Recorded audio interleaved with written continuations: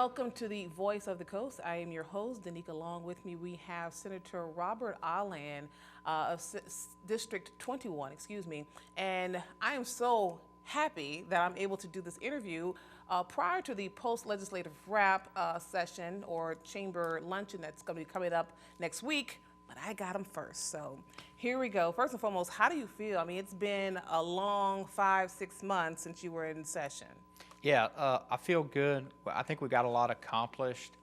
I'll tell you, without staff, Miss Laura Meadows is my in-district staff. She is amazing. She handles, a lot of people don't realize a Senate district is handling about 130,000 people.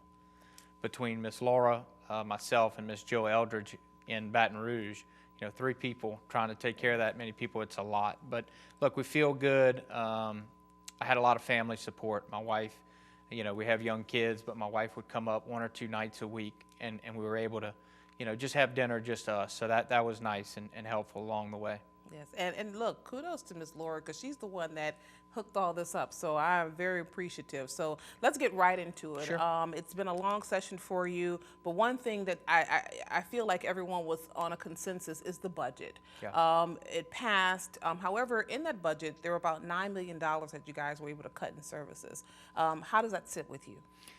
Look, nobody wants to cut services. And from the beginning of the session, the administration, the governor's administration, we kind of looked at, we didn't want to get into a point where the budget's not going to make sense anymore. And we see that 0.45 sales tax falling off next year. So we're trying to give everything a haircut, trying to get back in line with using our dollars, wisely. We can't just keep adding, reoccurring expenses, especially when we have that sales tax falling off. Yeah, tell me about that. We love to see when sales tax are falling off. Yeah, no, look, everybody wants that to fall off in 2025. That's 0.45. It was a temporary sales tax. But look, you've got to be realistic that it's about a $500 million annual tax income to the state. And I'm happy to let that fall off. Nobody wants to renew a tax. We just have to make sure that we have all of our other budgeted areas to where everything balances. Yes. There's something I just want to go right to it because it stuck out in my mind. And of course, we have an election coming up later this year. One of the changes is that the absentee ballots must be requested. And I find that may be problematic, especially for our aging population, our senior citizens who may not necessarily remember to request. So, why do you think that's going to stay in place like that? Look, I studied that issue and that bill intently. I'm not sure what it's going to yield. I'll tell you this, if it does not work, we'll change it back. I think what that was an attempt to do is to make sure we're having more accurate rolls.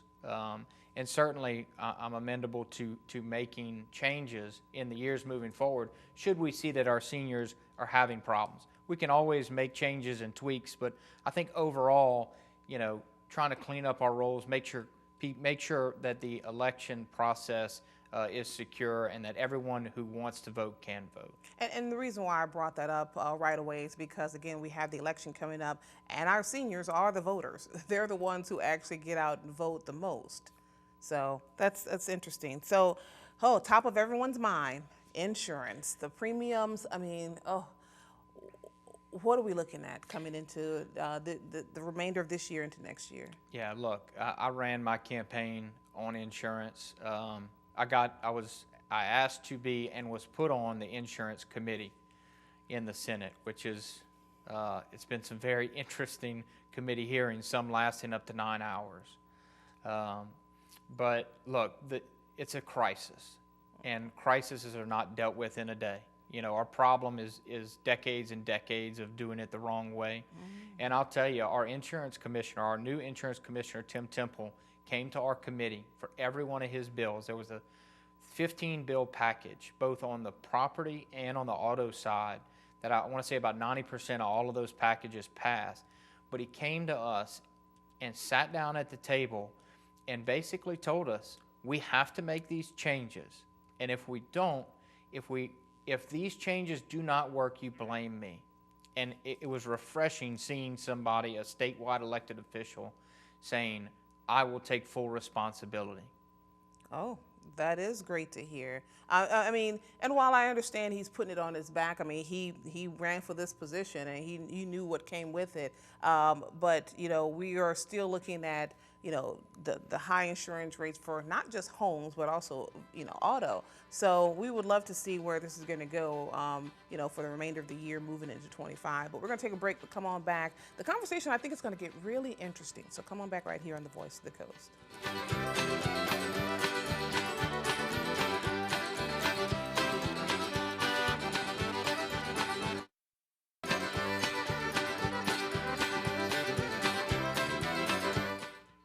Welcome back to the Voice of the Coast. My guest is Senator Robert Allain of District 21. I want to get into just a conversation with you. I just want to talk to you. I mean, you're a young guy, you're a young man, and something you said earlier about it's just the way that things have been done. Because you're new, you're young, you're bringing some fresh ideas.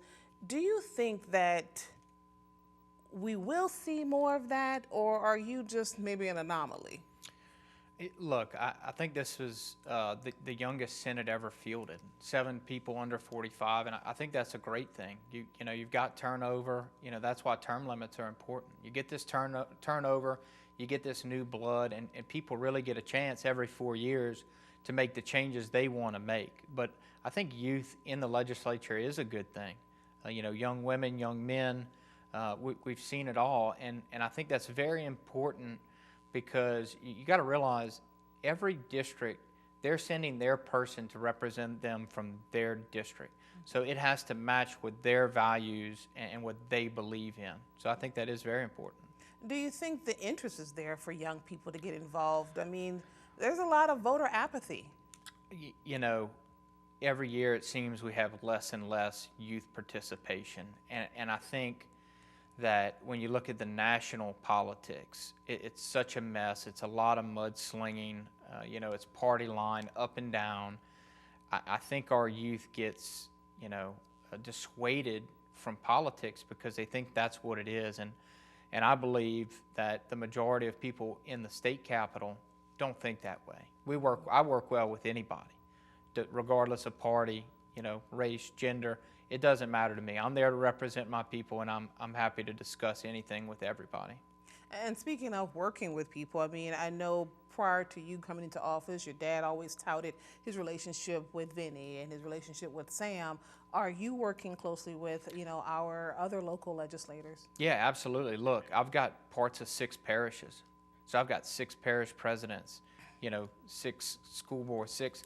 I've got all of these things, but absolutely. Vinny, and all my representatives that touch my district, Representative Amadei, you know, Representative Zarang, Representative Ogeron, all these representatives that are even not in the district but surrounding, it's very important because we get together once a week, the whole delegation, and talk about the bills and how they're going to affect our home. So we'll discuss that, not just the bills that are coming, but also the funding, making sure that all of our funding gets in, all of our requests get into the bill and stay in the bill throughout the whole process.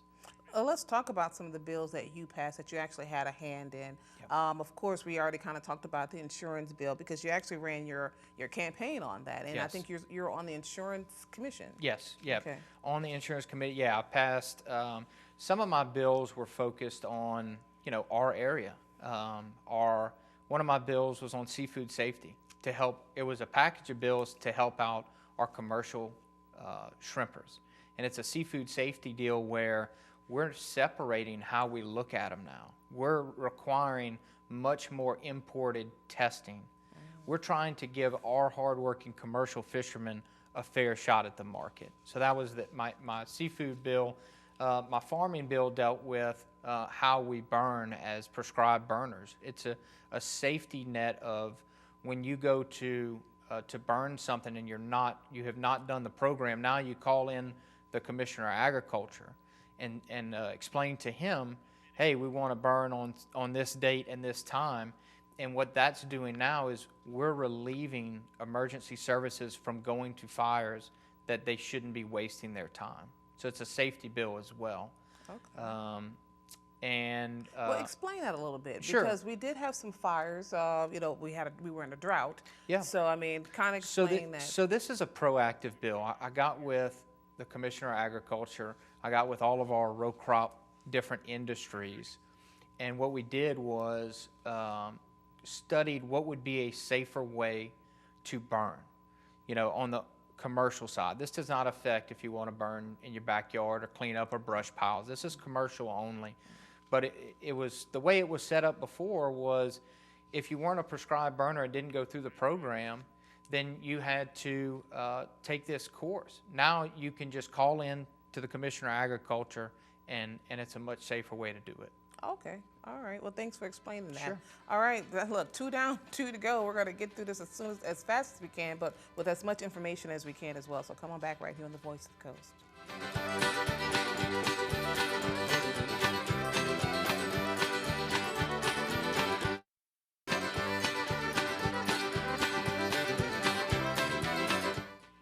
Welcome back. I'm going to talk really quickly because I got so much I want to ask you. On this go round, I definitely want to talk about the bill that was passed. And I may not be saying it correctly, but it's the reducing of the no good time for inmates. A lot of times they're able to accrue good time and get out early. And it kind of, I would say, maybe proponents for it would say it helps with giving former inmates second chances at, turning their lives around, being a part of different reentry programs, especially because we have one here.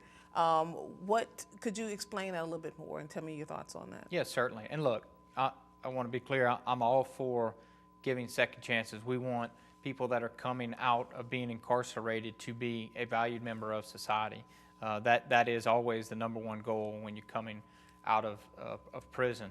So we had a whole session on crime. Crime has gotten out of control, especially in our major cities.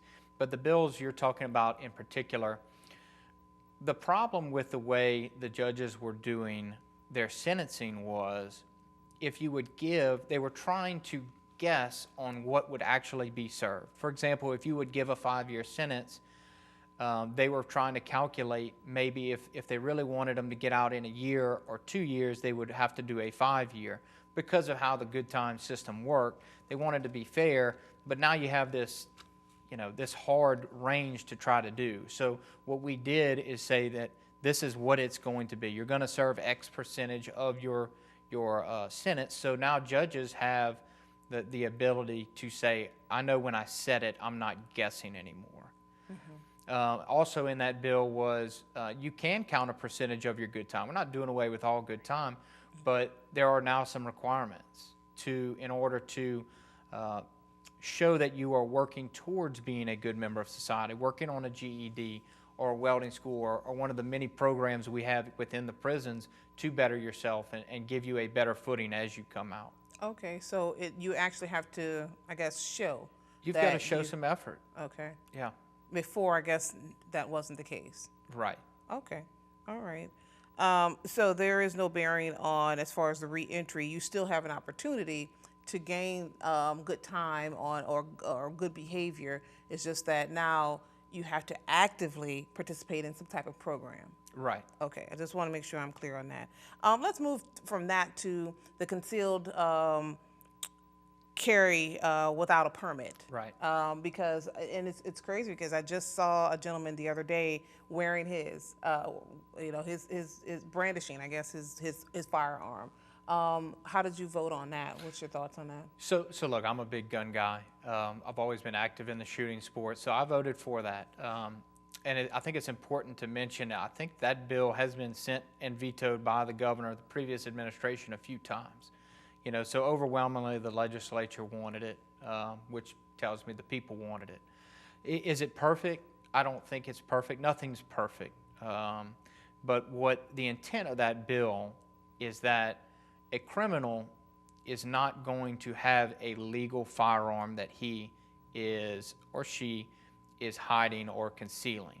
So the intent behind this bill is to put citizens on an equal footing when it comes to an altercation of being able to have, the same amount of force that maybe, the bad guy has.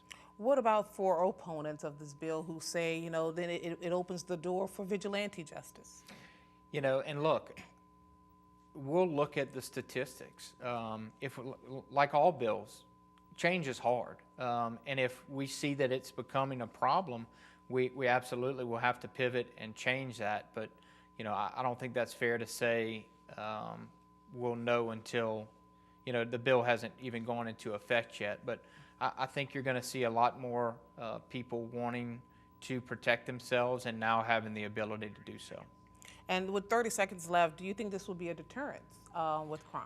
Absolutely. I mean, look, now as a criminal, now you know that it's not just a small percentage of people who have the concealed carry permit, which I have and am going to maintain. There are benefits to keeping it and getting training. But yeah, I think it could definitely be a deterrent. Awesome. Thank you. We have one more segment to go, so come on back right here on the Voice of the Coast with yours truly.